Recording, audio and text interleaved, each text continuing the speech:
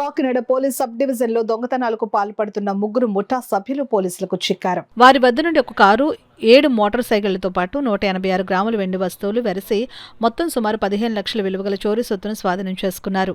ఈ సందర్భంగా డీఎస్పీ కార్యాలయంలో ఏర్పాటు చేసిన మీడియా సమావేశంలో Kakinada rural CI Chaitanya Krishna case వివరాలను వెల్లడించారు. ఈ సమావేశంలో గొల్లపాలెం ఎస్ఐ ఎం మోహన్ కుమార్, పోలీస్ సిబ్బంది తదితరులు పాల్గొన్నారు.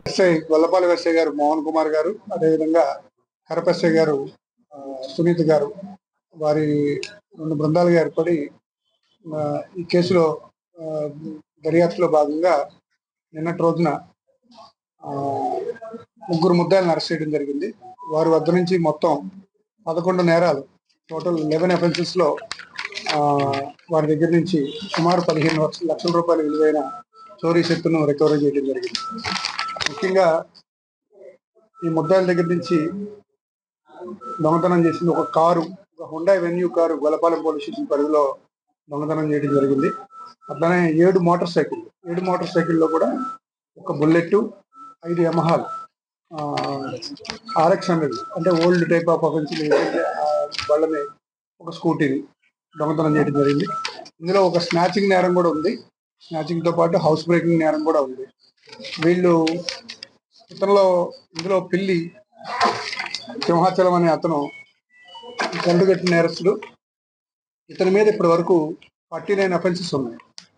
గతంలో మొన్న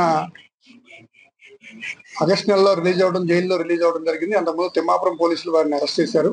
అదేవిధంగా వైజాగ్ లో సబ్ జైలు నుంచి రిలీజ్ అయ్యాడు. మళ్ళీ రిలీజ్ అయిన దగ్గర నుంచి వెంటనే నేరాలు పాల్పడడం జరిగింది.